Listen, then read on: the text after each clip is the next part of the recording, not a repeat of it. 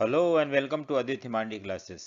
आज हम class 10th के और ज्योग्राफी के चैप्टर 1 करने जा रहे हैं। ये है रिसोर्स एंड डेवलपमेंट।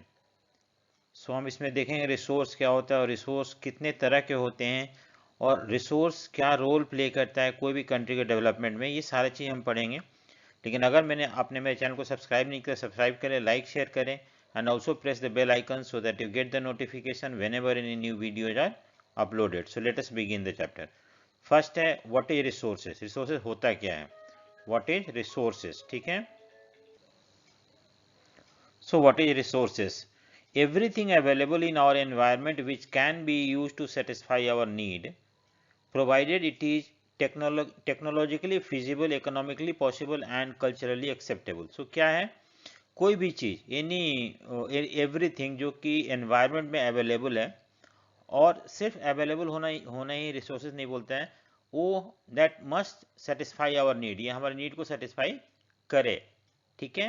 सो ऐसे चीज जो हमारे एनवायरनमेंट में अवेलेबल है और जो हमारे नीड को सेटिस्फाई कर सकता है, लेकिन वो टेक्नोलॉजिकली पॉसिबल होना चाहिए।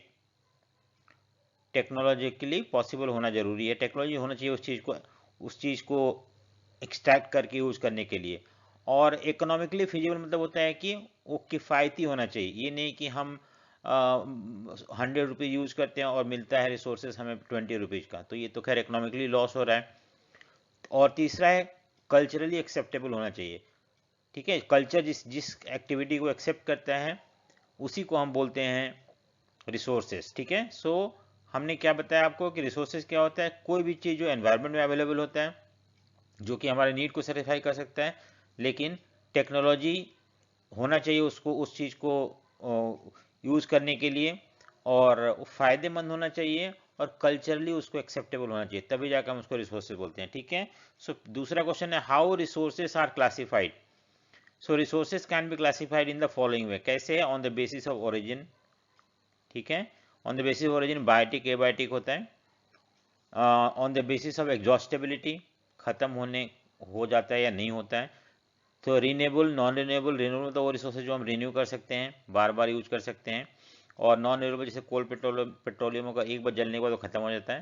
थर्ड है on the basis of ownership, कौन मालिक है इसका। सो कोई इंडिविजुअल हो सकता है मालिक इसका, ठीक है। कोई कम्युनिटी हो सकता है, नेशनल हो सकता है या इंटरनेशनल हो सकता है, ठीक है। मान लो कि इंडिविजुअल मतलब किसी का अपना कोई बिजनेस है, कोई कोई कुछ भी है, फील्ड है, तो वो हो गया इंडिविजुअल रिसोर्सेज। मान लो कोई गांव में प्ले ग्राउंड है जहाँ पे कोई भी खेल सकता है, तो इसको हम बोलते हैं कम्युनिटी का, या कम्युनिटी कुआं होता है। नेशनल में तो कंट्री का जो है, जितने भी फॉरेस्ट है वो सारे कंट्री के हैं, और भी बहुत सारे चीज, मिनरल्स जो भी पाया जाता है वो कंट्री का रिसोर्सेज होता है। And then there is sea water, international, outer space, ये इंटरनेशनल है, ठीक है। On the basis of development क्या क्या हो सकता है? Potential developed stock and reserve, ये हम इसके बारे में पढ़ेंगे आगे कि क्या पोटेंशियल रिसोर्स कौन सा होता है, डेवलप कौन सा होता है, स्टॉक और रिजर्व क्या क्या होता है। सो ये सारे on the basis of different aspect को लेके हम रिसोर्सेज को क्लासीफाई किया गया है। नेक्स्ट है classify resources on the basis of origin. तो बायोटिक, ए बायोटिक, ठीक है। बायोटिक मतलब वो रिसोर्सेज जो कि बायोस्फीयर से एंड हैव लाइफ, ऐसा रिसोर्सेज जो कि हम बायोस्फीयर से लेते हैं और जिसका लाइफ होता है, जैसे फ्लोरा है, फोना हो गया, प्लांट लाइफ हो गया, उसके बाद एनिमल लाइफ हो गया। सो उसको बोलते हैं हम प्लांट और एनिमल लाइफ हो गया, ये हो गया बायोटिक रिसोर्सेज।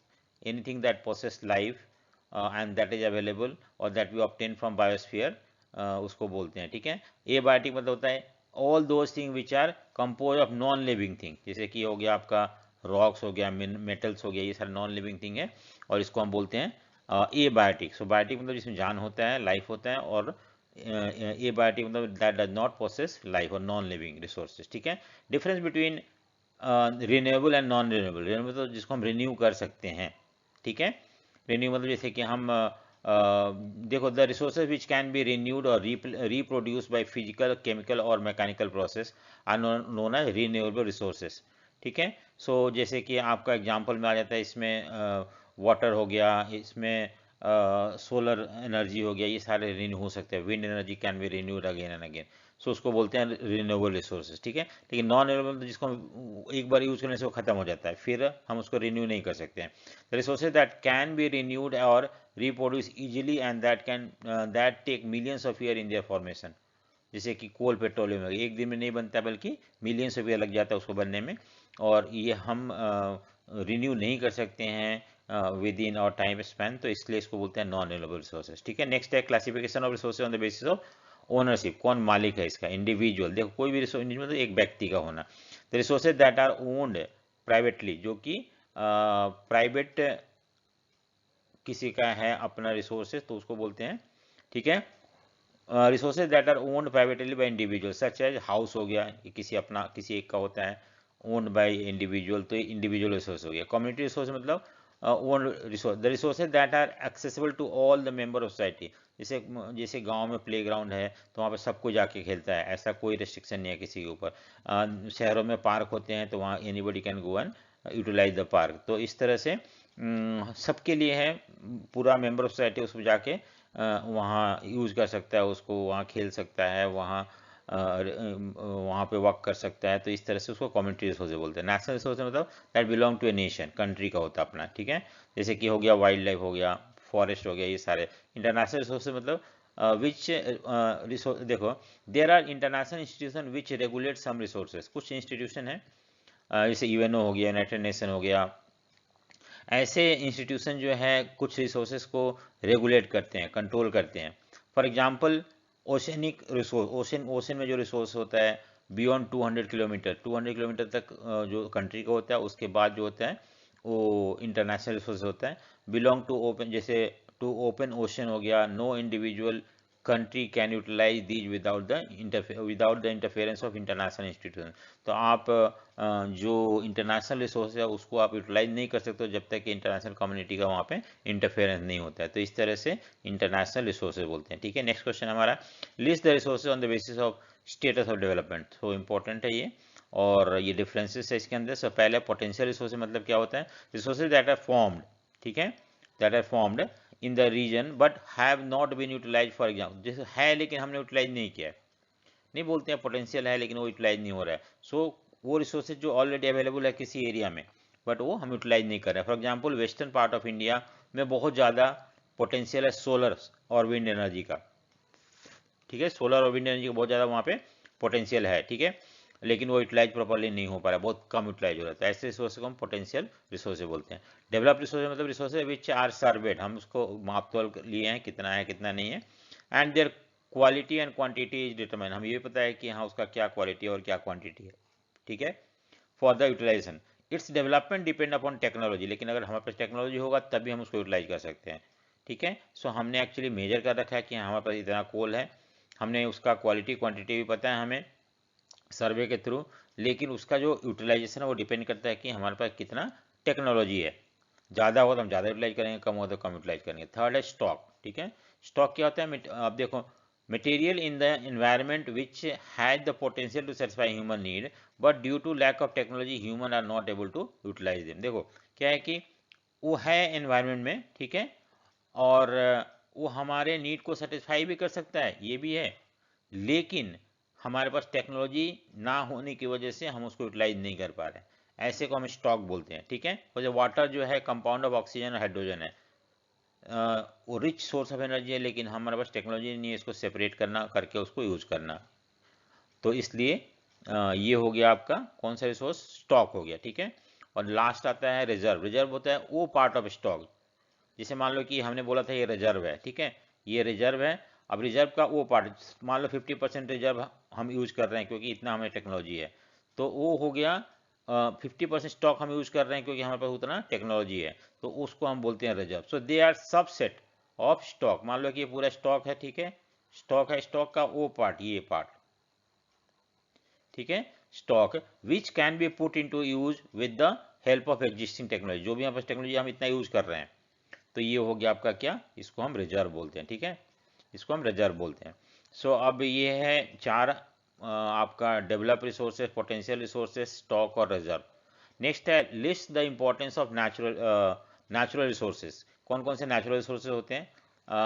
दे आर, इसका कौन कौन से नहीं, क्या इसका इंपॉर्टेंस हमें देगा। They are main source of our agricultural activity.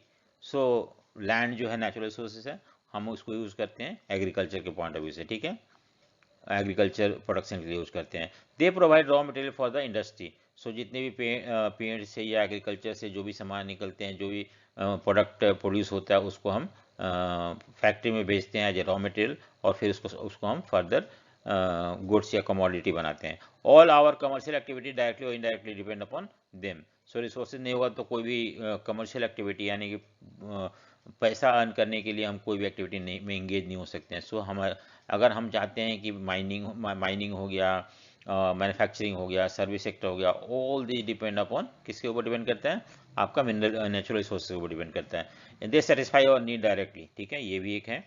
और लास्ट है, they are useful in maintaining ecological balance. तो रिसोर्सेज बहुत जरूरी है, पेड़ पौधे, वाटर वगैरह, जिससे कि इकोलॉजिकल बैलेंस बना रहता है, ठीक है। व्हाट इज सस्टेनेबल डेवलपमेंट, ठीक है, सस्टेनेबल डेवलपमेंट होता है क्या है, development without damaging the environment. अगर आप डेवलपमेंट कर रहे हो लेकिन साथ साथ एनवायरनमेंट को खराब नहीं कर रहे हो, तो उसको हम सस्टेनेबल डेवलपमेंट बोलते हैं। This development meet the need of present generation as well as future generation. So अगर मान लो अब डेवलपमेंट हो रहा है, जिससे कि आज का भी नीड पूरा हो रहा है और फ्यूचर जनरेशन का भी नीड पूरा करो। ये नहीं कि आपको रिसोर्सेज तो है, आप पूरा खत्म कर दो जिससे कि आगे वाले जनरेशन को कुछ मिले ना, तो उसको हम सस्टेनेबल नहीं बोलते हैं। सस्टेनेबल डेवलपमेंट किसे बोलते हैं, जो कि हम आज भी अपने नीड को पूरा करें and also leave for the future generation also to fulfil their need. So that development जो कि एनवायरनमेंट को खराब नहीं करता है, वो डेवलपमेंट जो कि आज की भी नीड को पूरा करता है एंड ऑल्सो आने वाले जनरेशन के नीड को पूरा करता है, तो ऐसे डेवलपमेंट को हम क्या बोलते हैं, sustainable development. What do understand resource planning, बहुत इंपॉर्टेंट क्वेश्चन है, सो इसको ध्यान रखना है क्योंकि हमेशा आता है ये। रिसोर्स प्लानिंग होता क्या है, resource planning is a method to use the resources in optimum way, optimum way so that maximum benefit should reach to maximum people. देखो, रिसोर्स प्लानिंग मतलब रिसोर्स को ऐसे प्लान करना जिससे कि हम रिसोर्स को अच्छी तरह से यूज कर पाए, और ऐसे यूज करें जिससे कि ज़्यादा से ज़्यादा लोगों को फायदा हो सके, उसको बोलते हैं resource planning. Resource planning also means avoiding wastage. देखो, ऐसे अगर हम प्लान करके रिसोर्स को यूज करें तो उस नुकसान नहीं होगा, उसका मिसयूज नहीं होगा और ओवर यूज नहीं होगा, ठीक है। सो इन तीनों चीज़ों के लिए हमें रिसोर्स प्लानिंग बहुत जरूरी है। कैसे करते हैं, क्या क्या स्टेप इन्वॉल्व होता है, इंपॉर्टेंट स्टेप। एक तो पहले आइडेंटिफाई करो and inventory of resources by surveying and mapping estimating quality and quantity. पहले तो आप आइडेंटिफाई करो क्या क्या रिसोर्सेज है आपके पास, ठीक है, सर्वे के थ्रू उसका मैप बनाओ कहाँ कहाँ पे है, उसको एस्टिमेट करो उसका क्वालिटी क्या है, क्वांटिटी क्या है, ठीक है, ये पहला स्टेप है। उसके बाद इवॉल्विंग प्लान, फिर प्लान बनाओ, एक स्ट्रक्चर डेवलप करो, planning structure, evolving a planning structure to use the resources with appropriate technology, कि जो रिसोर्सेज उसको प्रॉपर टेक्नोलॉजी से यूज करो जिससे कि वेस्टेज ना हो, ठीक है। सो प्लानिंग डेवलप करना। नेक्स्ट है जो आपका प्लानिंग है, so matching the resource development plan, जो आपने जो प्लान बना रखा है रिसोर्स का डेवलपमेंट के लिए, वो नेशनल डेवलपमेंट प्लान के साथ चले, ये नहीं कि उसके खिलाफ चले। जैसे मान लो कि आपका उस कंट्री का प्लान है कि हमारे कंट्री में 33% एरिया फॉरेस्ट से कवर होना चाहिए, तो आप फॉरेस्ट को यूटिलाइज करो, लेकिन ऐसा मत यूटिलाइज करो जो कि 33% के लेवल से कम हो जाए। तो अगर ऐसा हो रहा है तो it mean that you are going against the national development plan. So ये है, तो ये 3 स्टेप है, एक तो आइडेंटिफाई करना, ठीक है, उसके बाद evolving a planning structure use करने के लिए अप्रोप्रिएट टेक्नोलॉजी से, और थर्ड जो है आपका मैच करना resource development plan with the national development plan, ठीक है। नेक्स्ट क्वेश्चन है, why there is need to conserve resources, also write the method to do so. हम कैसे रिसोर्स को बचा सकते हैं और हम क्या क्या तरीका हम अपना सकते हैं रिसोर्स को बचाने के लिए। सो फादर ऑफ नेशन कौन है, वो महात्मा गांधी, हम सब जानते हैं Mahatma Gandhi father of nation है। एक बार उन्होंने ये बोला था, there are enough for everybody need, जो भी रिसोर्सेज है वो सबके लिए जितना चाहिए उतना है, कोई इशू नहीं है, but not for anybody greed, लेकिन उसमें कोई लालच हो जाता है and they start exploiting resources for their own personal benefit, then there will be shortage. तब इसका कमी होगा जब आदमी रिसोर्सेज को अपने फायदे के लिए यूटिलाइज करेगा, तो ऐसा नहीं करना चाहिए, ठीक है। We should conserve resources by following reason, क्यों करना चाहिए हमें, resources are not found everywhere. एक तो क्यों करना चाहिए, क्वेश्चन है क्यों करना चाहिए। एक तो सब जगह नहीं मिलता है and they are unevenly distributed, सब ऐसा नहीं है कि बहुत है और सब जगह, ऐसा है ही नहीं, इसलिए हमें लिमिटेड है तो उसकी वजह से इससे हमें कंजर्व करना चाहिए। ठीक है, कोई रिसोर्सेज कहीं ज़्यादा है कहीं कम है। Resources are limited, many of resources are non renewable. और एक तो रिसोर्सेज लिमिटेड ही नहीं है, कम ही नहीं है इसकी, बल्कि बहुत सारे नॉन रिन्यूएबल, उसको रिन्यू नहीं कर सकते हैं कोल पेट्रोल को, तो इसलिए हमें उसको प्रॉपर वे में यूज करना चाहिए। नेक्स्ट है resources should be conserve for reducing all kind of pollution. हम रिसोर्सेज अगर ज़्यादा यूज करते हैं तो पोल्यूशन होगा, पेड़ ज़्यादा पेट्रोल यूज करते हैं, कोल यूज करते हैं, पेड़ काटते हैं, तो automatically that will lead to increase in pollution. So अगर हमें पोल्यूशन को रिड्यूस करना है तो हमें रिसोर्सेज को कम यूज करना पड़ेगा। नेक्स्ट पॉइंट क्या है कि resources are also conserve for the sustainable development. देखो हम हमारे पास रिसोर्सेज तो है, लेकिन हम उसको अगर अभी यूज कर दे तो फ्यूचर जनरेशन के लिए क्या मिलेगा। अगर हम रिसोर्सेज को रैकलेसली यूज करते हैं तो ऑटोमेटिकली पोल्यूशन होगा, एनवायरनमेंट खराब होगा। तो इसलिए भी हमें रिसोर्सेज को प्रॉपर वे में यूज करना चाहिए, कंजर्व करना चाहिए। ठीक है, conservation is reduce to protect national heritage. So बहुत सारे ऐसे चीज़ें हैं जो नेशनल हेरिटेज है, जो कि कंट्री का धरोहर है, उसको हमें प्रोटेक्ट करने के लिए रिसोर्सेज को कंजर्व करना जरूरी है। ठीक है, मेथड टू कंजर्व रिसोर्सेज क्यों, कैसे करें, वेस्टेज को कम करें, मिसयूज ना होने दें और ओवर यूज ना होने दें, तभी जाकर हम इसको रोक सकते हैं। Renewable resources should be use more, example solar energy, जो वो एनर्जी जो कि हम बार बार यूज कर सकते हैं, जो खत्म नहीं होता है, नॉन एग्जॉस्टेबल है। विंड एनर्जी, इसको ज़्यादा यूज करना चाहिए, और जो खत्म होने वाला है कोल पेट्रोल ये सब चीज़ को हमें कम यूज करना चाहिए। Use item should be recycle, जो हमने यूज कर रखा है उसको रिसाइकिल करो। जैसे मान लो कि पेपर बन गया है, अखबार होते हैं, उसको हम दोबारा से रिसाइकिल कर सकते हैं और करके उसको दोबारा से हम अखबार के लिए फिट बना सकते हैं। उसी तरह से आयरन और जो जंग लग जाता है उसको हम रीयूज कर सकते हैं दोबारा से उसको रिन्यू करके। ठीक है, सो इस तरह से awareness should be created among the people. लोगों के अंदर अवेयरनेस नहीं है कि हाँ रिसोर्सेज कम हो रहा है, ये क्रिएट करना बहुत ज़रूरी है। गवर्नमेंट को स्टेप उठाना चाहिए इन सब मामले में, अवेयरनेस क्रिएट करना। अगर हम लोग अवेयर हो जाते हैं तो ऑटोमेटिकली रिसोर्सेज को मिसयूज नहीं करेंगे, वेस्ट नहीं करेंगे, ओवर यूज नहीं करेंगे, और इससे रिसोर्स बच जाएगा। ठीक है, so name the 5 types of land resources. कौन कौन से होते हैं, सबसे पहला फॉरेस्ट है। ठीक है, land resources are made up of forest. तो आपको फॉरेस्ट पता है कि जंगल को बोलते हैं, लकड़ी वगैरह के लिए, वाइल्ड लाइफ का हैबिटेट है वो। हमें बहुत सारे वहाँ से मेडिसिन वगैरह या लकड़ी वगैरह मिलता है उससे। ठीक है, सो दूसरा land not available for cultivation. दूसरा कौन सा लैंड है, जो कि लैंड तो है लेकिन वो कल्टीवेशन के लिए अवेलेबल नहीं है, जैसे कि खाली जगह हो गया, वेस्ट लैंड, जो बेकार लैंड हो गया, बैरन लैंड मतलब बंजर जमीन हो गया। और जो एग्रीकल्चर, जो लैंड नॉन एग्रीकल्चर यूज के लिए है, जैसे कि रोड बन गया, जहाँ पे बिल्डिंग है, फैक्ट्री बन गया, ये भी लैंड जो है नॉट अवेलेबल फॉर कल्टीवेशन, खेती बाड़ी के लिए योग्य नहीं है, क्योंकि उस पर बिल्डिंग फैक्ट्री वगैरह बन गए हैं। अदर अनकल्टिवेटेड लैंड कौन से होते हैं अदर, जैसे एक्सक्लूडिंग फैलो, फैलो मतलब खाली जमीन, जो आपने छोड़ रखा है कि हम जब उसका फर्टिलिटी रीगेन हो जाएगा तब हम उसको यूज़ करेंगे।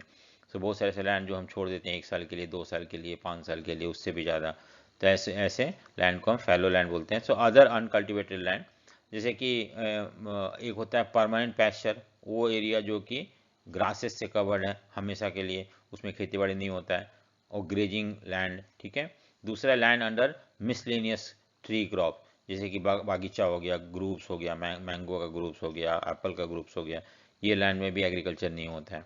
ठीक है, not included nets on area. और cultivable waste land left uncultivated for more than 5 year. So cultivated waste land क्या होता है, वो जमीन जो हम 5 साल से ज़्यादा 5 साल से ज़्यादा ईयर तक हम उसको अनकल्टिवेटेड छोड़ रखें, ये सोच के कि फ्यूचर में उसका जो फर्टिलिटी है नेचुरली रीगेन हो जाएगा। ठीक है, सो ये है थर्ड। फोर्थ जो है आपका फैलो लैंड, फैलो तो खाली जमीन, left without cultivation for less than 1 agriculture. 1 साल, अगर मान लो कि आपने कोई भी लैंड में आपने मान लो 5 साल खेती किया, तो उससे इस लैंड का फर्टिलिटी कम हो जाता है। तो ऐसे लैंड को फर्टिलिटी को रीगेन करने के लिए हम 1 साल तक उसको मतलब खाली छोड़ देते हैं। सो नेचुरली उसका फर्टिलिटी रीगेन हो जाता है। अदर देन करेंट फैलो, ठीक है, करंट फैलो मतलब जो कि हम 1 साल तक छोड़ रखा, left uncultivated for past 1 to 5 year, 1 से 5 साल तक हो जाता है, उसको बोलते हैं ये भी अगेन इसका भी पर्पस ये होता है कि उस लैंड में फर्टिलिटी रीगेन हो जाए, लेकिन ज़्यादा खराब होता है इसलिए 1 से 5 साल तक इसे हमें खाली छोड़ना होता है। और नेट तो ठीक है। और फिफ्थ पॉइंट जो है नेक्स्ट नेट सोन एरिया है, मोर देन वंस है। Net sown area more than once in a agriculture year plus net sown area is known as gross cropped area. ठीक है, अगर मान लो कोई लैंड है हमारे पास, तो हमने एक बार क्रॉप किया उस पर, ठीक है, और फिर इसी लैंड पे हमने और 2 बार क्रॉप कर लिया 3-4 महीने का। सो नेट सोन एरिया क्या होता है, more than once in year, once in an year. कोई भी लैंड को हम एक साल में 2-3 बार कल्टीवेट करते हैं, प्लस नेट सोन एरिया को हम ग्रॉस क्रॉप्ड एरिया बोलते हैं, सब सारे ऐड करके ग्रॉस होता है। ठीक है,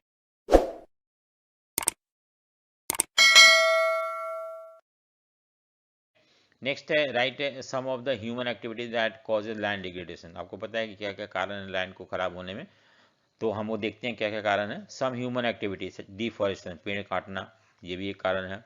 ओवरग्रेजिंग, अगर अगर ज़्यादा ग्रासेस को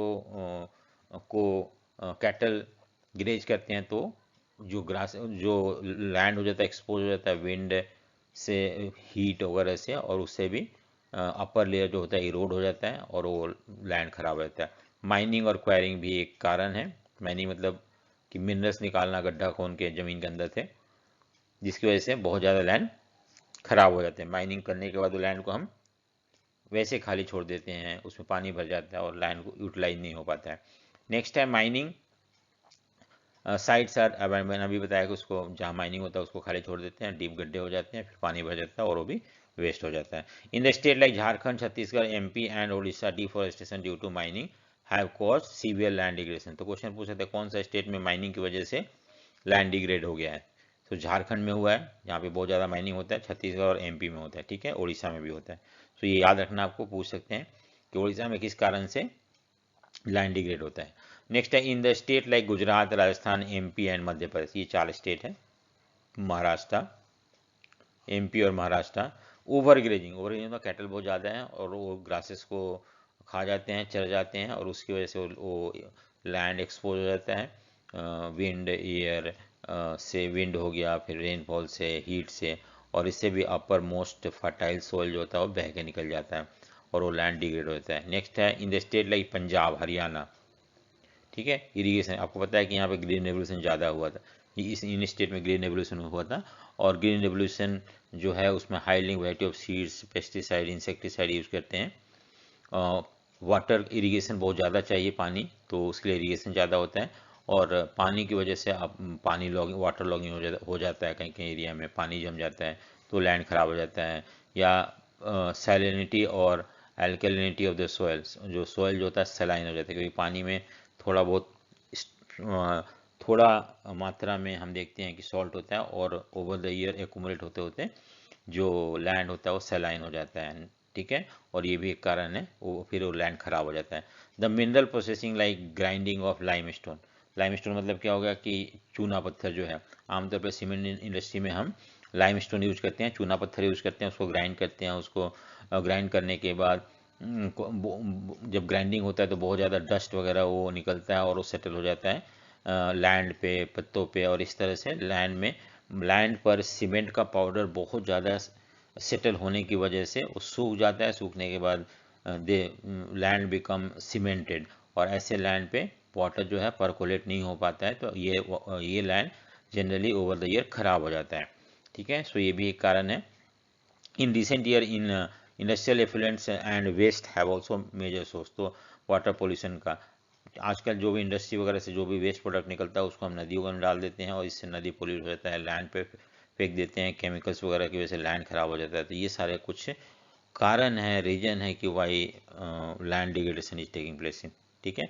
नेक्स्ट है what are the factor that determine the use of land, क्या क्या फैक्टर जो है लैंड को यूज करने में ये करता है, मतलब हम लैंड को यूज करें या ना करें किसके ऊपर डिपेंड करता है। बोथ फिजिकल एंड सच है, देखो by the both by physical factor, क्या क्या फिजिकल फैक्टर होता है, अब मान लो कि पूछ दे कि what are the physical factor that determine the land use, तो फिजिकल फैक्टर में टोपोग्राफी, जमीन का बनावट, आमतौर पर जमीन ऊपर खाबर है तो ये कल्टीवेशन के लिए ठीक नहीं होता। क्लाइमेट सूटेबल होना चाहिए, बहुत हार्श क्लाइमेट, ज़्यादा ठंडा और ज़्यादा गर्म क्लाइमेट में भी एग्रीकल्चर नहीं हो पाता है प्रॉपर वे में। लैंड को हम प्रॉपर में यूज़ नहीं कर सकते। Soil type as well as human factors जैसे पॉपुलेशन डेंसिटी, अगर कोई एरिया में पॉपुलेशन ज़्यादा है तो एरिया ज़्यादा यूटिलाइज होता है, टेक्नोलॉजी अवेलेबल तो यूटिलाइज होता है। इस कल्चर वगैरह ट्रेडिशन वगैरह भी फैक्टर इफेक्ट करता है लैंड यूज के लिए, कि हम किस तरह से लैंड को किस पर्पज़ के लिए यूज कर रहे हैं। नेक्स्ट, ठीक है। So what are the Gandhi ji view on resource conservation, तो मैंने अभी थोड़ी देर पहले बताया था। Gandhi ji voice his concern over resource conservation in following way, there is enough for every, ये उन्होंने गांधी जी का सेइंग है कि सबके लिए, there is enough for everybody need, ठीक है, and not for anybody, NEED है, ठीक है, नीड है, ये टी नहीं है, नीड है।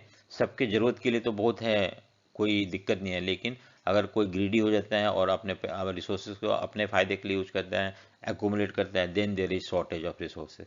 So he place the greedy and the selfish individual and exploitative nature of modern technology as a root cause of for resource depletion at the global level. तो गांधी का ये मानना है कि आज जो बहुत सारे ग्रीडी लोग हैं और सेल्फिश इंडिविजुअल है, जो कि एक्सप्लॉइटिंग, ऐसे ऐसे टेक्नोलॉजी आ गए हैं जो कि नेचर को बड़ा आसानी से और बहुत फास्ट रेट में एक्सप्लॉइट कर सकते हैं। ये कारण है आज ग्लोबल लेवल पे रिसोर्सेज जो है खराब होने का। He was against mass production, mass मतलब होता है कि सबके लिए प्रोडक्शन नहीं, ये नहीं कि आप फैक्ट्रियों में पूरा वर्ल्ड के कंज्यूमर के लिए सामान बना रहे हो, ऐसी बात नहीं करते थे। वो चाहते थे कि wanted to replace it with the production by masses, masses मतलब लोग बनाए जितना जरूरत है, तो इससे रिसोर्स भी बचेगा और प्रॉपर वे में यूटिलाइज भी हो पाएगा। तो ये गांधी जी का व्यू था रिसोर्सेज के ऊपर। Give 2 factor that determine the soil fertility, क्या 2 फैक्टर जिसकी वजह से सॉइल का फर्टिलिटी बना रहता है या खराब हो जाता है। डिपेंड अपॉन कॉम्पोजिशन, कैसा है ज़मीन का बनावट, ठीक है।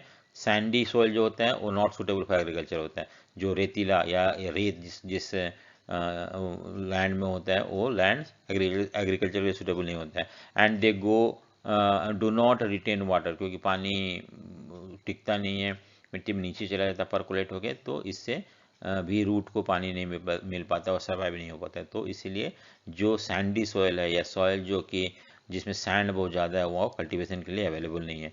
The ideal soil contain the mixture of sand and the clay, एक अच्छा सॉइल कौन सा होता है जिसमें क्ले भी हो सैंड भी हो, दोनों ही हो, तब जाके वो अच्छा सॉइल होता है। Humus content determine the fertility of the soil.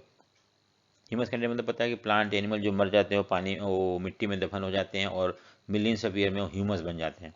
और ह्यूमस बहुत ही इंपॉर्टेंट है कोई भी सॉइल को फर्टाइल करने के लिए। सॉरी, ये ह्यूमस जो होते हैं, ह्यूमस कैसे बनते हैं, मान लो कि ये सॉइल है, इसमें प्लांट एनिमल मिक्सअप हो जाते हैं, ठीक है, और माइक्रो ऑर्गेनिज्म जो होता है उसको उनको फर्टाइल ह्यूमस में कन्वर्ट कर देता है, जो कि सॉइल को फर्टिलिटी को बढ़ाता है, ठीक है। ये कुछ कारण है जिसकी वजह से सॉइल फर्टिलिटी डिपेंड करता है, ज़्यादा ह्यूमस होगा ज़्यादा फर्टाइल होगा, ठीक है। नेक्स्ट है हमारा the major problem face by due to discriminate use of the resources by man. तो जो लोग हैं रिसोर्सेज को बहुत बुरी तरह से यूज कर रहे हैं, और इसका major problem face due to, तो इस रिसोर्सेज को बुरी तरह से यूज करने से क्या क्या प्रॉब्लम लोगों को फेस कर रहे हैं या करना पड़ेगा। एक तो पहला है कि डिप्लेशन ऑफ रिसोर्सेज खराब हो जाएगा, ख़त्म हो जाएगा, और ये भी फिर बाद में उसका शॉर्टेज हो जाएगा तो बहुत सारे लोगों को नहीं मिल पाया, वो उसको उनको अफेक्ट कर सकता है।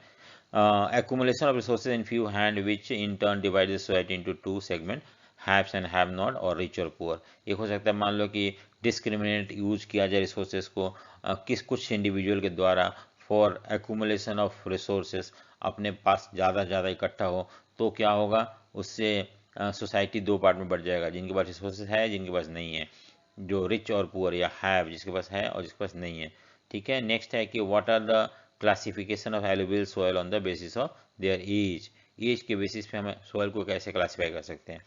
देखो, apart from the size of their grains and component soil are classified on the basis of their age. तो कौन कौन से हैं, सो इसमें याद रखना है 2 चीज, अकॉर्डिंग टू देयर एज, ठीक है, कितना पुराना है।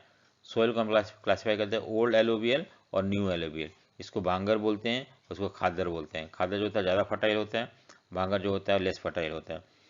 खादर जो होता है वो रिन्यूड होता है एवरी ईयर जब भी फ्लड आता है तो, और भांगर जो होता है वो away from the flood plain होता है, वहाँ पे जो फ्लड का वाटर है वहाँ तक नहीं रीच हो पाता है और वो रिन्यू नहीं होता है, ठीक है। द भांगर soil was higher concentration in of कंकर नोडल्स। जो भांगर सोयल है जो लेस फर्टाइल होता है उसमें कंकर ज़्यादा पाए जाते हैं, ठीक है। देन द खादर, खादर होता है बहुत ही फाइन सॉइल होता है, ठीक है। Khadar is more fine particles and is more fertile than the bangar, ठीक है। सो डिफॉरेस्टेशन भी सोल्ड कैसे हैं हम, डिफॉरेस्टेशन पेड़, डिफॉरेस्टेशन मतलब क्या होता है, पेड़ कटना, इसका मतलब कटिंग ऑफ ट्री को डिफॉरेस्टेशन बोलते हैं। तो हम कैसे रोक लगा सकते हैं पेड़ कटने से। आपको पता है पेड़ कटने से ऑक्सीजन की कमी हो सकती है, पेड़ कटने से वाइल्ड एनिमल का हैबिटेट खत्म हो सकता है, पेड़ कटने से बहुत सारे मेडिसिनल प्लांट वगैरह होते हैं वो खत्म हो जाएंगे, पेड़ काट तो बहुत सारे प्रॉब्लम हो सकता है, तो हमें इसे रोकना चाहिए। एफॉरेस्टेशन, हम पेड़ लगाएं, proper management of grazing can be, तो और ये करे कि ये नहीं कि अगर मान लो जहाँ ग्रासेस कम है वहाँ भी ग्रेजिंग हो रहा है, ऐसा नहीं होना चाहिए। हमें मैनेजमेंट डेवलप करना चाहिए कि हम कौन से एरिया में कब अलाउ करें ग्रेजिंग के लिए, फिर अगर वहाँ ग्रासेस कम होने लगते हैं तो दूसरे तरफ भेज दो उनको, तब तक ये ग्रासेस दोबारा ग्रो हो जाएंगे। तो इस तरह से हमें मैनेज करना बहुत ज़रूरी है। उसके बाद प्लांटिंग ऑफ शेल्टर बेल्ट्स और plant control on over grazing and stabilization of sand dunes by the growing thorny bushes. तो ये सब कुछ तरीके हैं। एक तो कुछ एरिया शेल्टर बेल्ट डेवलप करो जहाँ प्लांट लगाओ बहुत सारे, ओवर ग्रेजिंग को कंट्रोल करो, ठीक है। और सैंड ड्यूम्स जो कि जैसे मान लो कि यहाँ रेगिस्तान है और ये प्लेन एरिया है, ठीक है, तो सैंड वगैरह हवा से क्या होते हैं आके इधर जम जाते हैं और ये फिर एरिया ख़राब हो जाता है। तो हम यहाँ पे अगर पेड़ वगैरह लगा देते हैं तो जो सैंड है वो आगे नहीं बढ़ पाया और एरिया सही रहेगा कल्टीवेशन के लिए या एग्रीकल्चर पर्पज़ के लिए। तो यही बोला जा रहा है। In industrial and suburb area, जो जहाँ पे इंडस्ट्री ज़्यादा है, proper management of waste land, control of mining activity, proper discharge of and disposal of industrial effluent and waste after after the treatment, ठीक है। सो ये सब है कि हमें पानी को वेस्ट नहीं करना चाहिए, हमें इंडस्ट्री से जो जो केमिकली वेस्ट निकलते हैं उसे लैंड पे स्प्रेड नहीं करना चाहिए या वाटर में नहीं डालना चाहिए। इससे भी हमारा जो नहीं डालेंगे तो ऑटोमेटिकली जो जो डिफॉरेस्टेशन है वो प्रॉब्लम सॉल्व हो सकता है, ठीक है। Soil is the most important renewable national resources. हम यहाँ पे बताना है कि इंपॉर्टेंस ऑफ सॉयल क्या है, ठीक है। What is the importance of soil, soil is the medium of plant growth, बिना इसके प्लांट ग्रो नहीं हो सकता है। Support different types of living organism on the earth, soil नहीं होगा तो फिर ऑटोमेटिकली एनिमल्स वगैरह का उनका प्रॉब्लम हो सकता है जिंदा रहना, पेड़ पौधे जो हो सकते हैं वो खत्म हो जाएंगे। It takes millions of year to form the soil up to few centimetre, थोड़ा सा सोयल बनने के लिए मिलियंस ऑफ ईयर लगता है, इतना प्रेशियस है वो, तो इसलिए हमें इसको बचाना चाहिए। हाँ, इसको प्रॉपर वे में यूज करना चाहिए जिससे कि नुकसान ना हो। Relief, parent rocks, climate, vegetation and other forms of life and times are important factor for the formation. ये सारे फैक्टर जो होते हैं क्वेश्चन आ सकता है अलग से, what are the factor that affect the soil formation. तो ज़मीन का बनावट हो गया, पहाड़ से ज़्यादा इरोजन होता है, उसके बाद पेरेंट रॉक, नीचे जो रॉक है वो कौन सा रॉक है वो भी एक फैक्टर है, क्लाइमेट कैसा है, हाँ ये भी एक फैक्टर डिसाइड करता है। क्लाइमेट मान लो कि थोड़ा क्रैक है उसमें पानी भर गया और फिर दोबारा से सुबह मेल्ट हो जाता है, फिर रात को पानी भर जाता है उस क्रैक्स में, तो इससे पानी भरने से या पानी ख़त्म होने से क्रैक धीरे धीरे डेवलप होते हैं और वो चट्टान टूट जाते हैं और फाइनली इससे भी सोयल फॉर्मेशन होता है। Various factor of nature such as change in temperature, action of running water, wind, glacier activity, decomposition, ये सारे इंपॉर्टेंट रोल प्ले करते हैं एनिमल को डिस्पोज ऑफ करने में, ठीक है। नेक्स्ट आता है give a brief note on the give alluvial soil. Alluvial soil मतलब सबसे फर्टाइल सोयल होता है, उसके बारे में बताना है हमें। Most fertile soil, alluvial soil is as a whole are the very fertile. क्या बोला मैंने, बहुत फर्टाइल होता है, ठीक है, सबसे fertile. Mostly these soils contain adequate proportion of potash होता है इसके अंदर, फॉस्फोरिक एसिड होता है एंड लाइम होता है, जिसकी जो कि ये सॉइल को ज़्यादा फर्टाइल बनाता है, which are ideal for the और पैडी या शुगर कैन ग्रो करने के लिए ये सॉइल बहुत अच्छा था जहाँ पे कि पोटास, जिसमें पोटास, फॉस्फेरिक एसिड और लाइम पाया जाता है, ठीक है। Due to its fertility region of alluvial soil are intensely cultivated and densely populated, क्योंकि सॉइल जो होता है फर्टाइल होता है, ठीक है। सॉइल फर्टाइल होने की वजह से यहाँ पे बहुत ज़्यादा एलुवियल सॉइल फर्टाइल होता है, बहुत ज़्यादा लोग रहते हैं और बहुत एक्सेस मात्रा में उसको कल्टीवेट किया जाता है, may be 2-3 crop in year, और ज़्यादा लोग भी होते हैं क्योंकि यहाँ पे फर्टाइल सॉइल है। और लास्ट जो है soil is the soil in there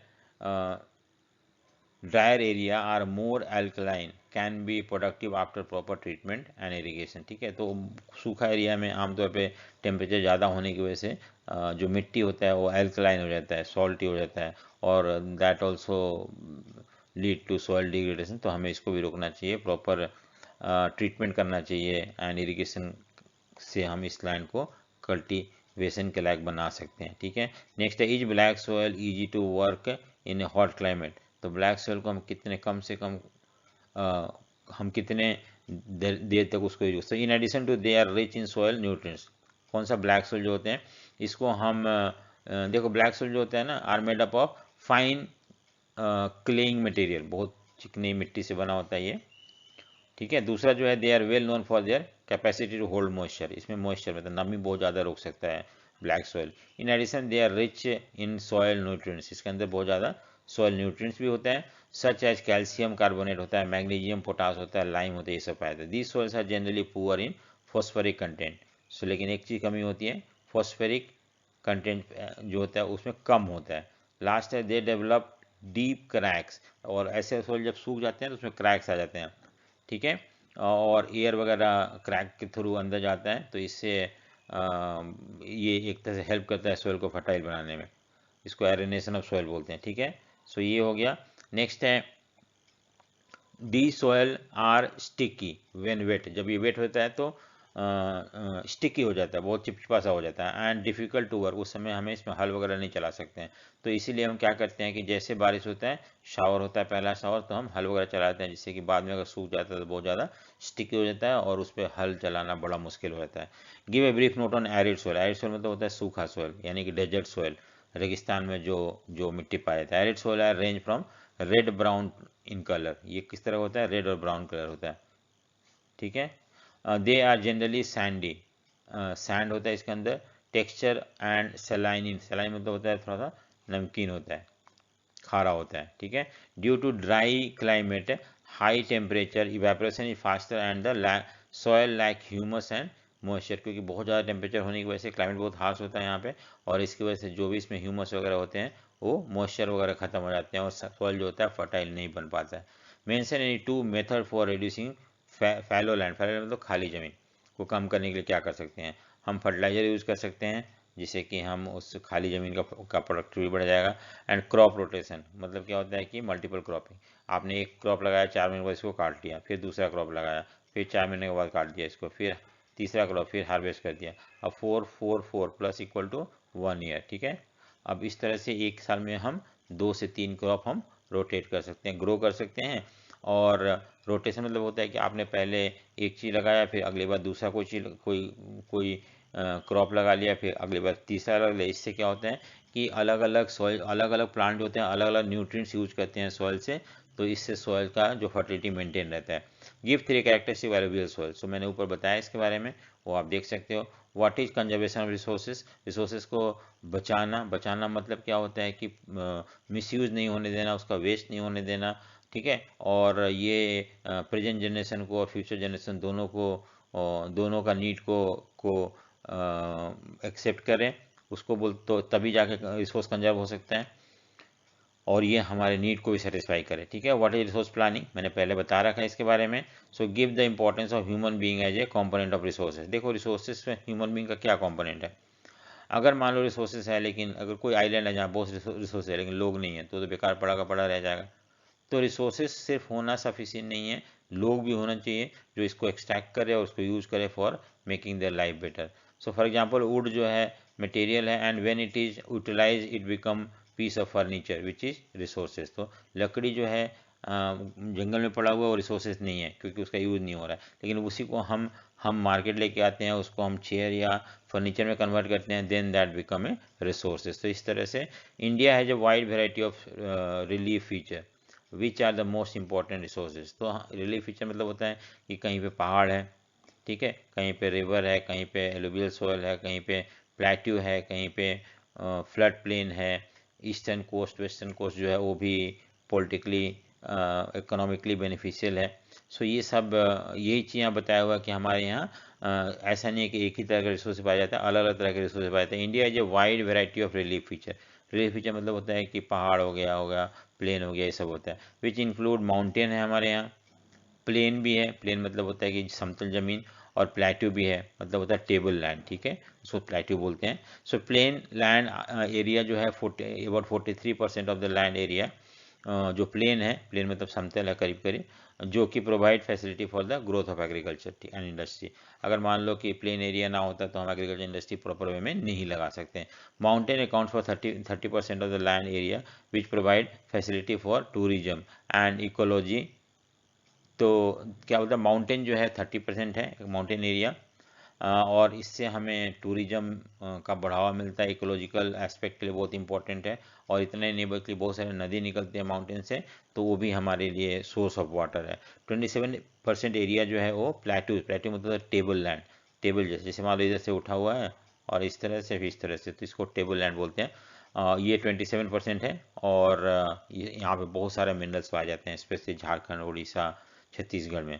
what are the inter relationship between nature and the nature and technology and institution. तीन चीज़ें, नेचर जो एनवायरनमेंट है हमारा, टेक्नोलॉजी और इंस्टीट्यूशन। क्या होता है, human being interact with nature, हम क्या करते हैं, नेचर से इंटरैक्ट होते हैं और हम अपने नीड को पूरा करने की कोशिश करते हैं, using the resources that are available, ठीक है। So he also transfer natural stuff into resources through technology. और यही ह्यूमन बीइंग क्या करते हैं, जो हमें नेचर से सामान मिलता है, रॉ मटेरियल मिलता है, कच्चा माल मिलता है, उसको उन लोग यूटिलाइज करते हैं और उसको ट्रांसफ़र करते हैं नेचुरल स्टफ को, और जिससे कि हम उसको आसानी से यूज कर सकें। और इन सब चीज़ों को यूज करने के लिए ह्यूमन बीइंग ने इंस्टीट्यूशन डेवलप कर रखा है।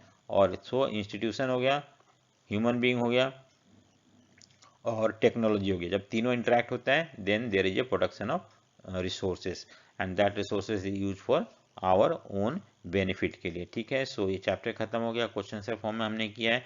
और अगर आपको ये चैप्टर समझ में आया तो लाइक शेयर एंड सब्सक्राइब जरूर करें। So thank you for watching, subscribe जरूर करें इसको, ठीक है। So thank you.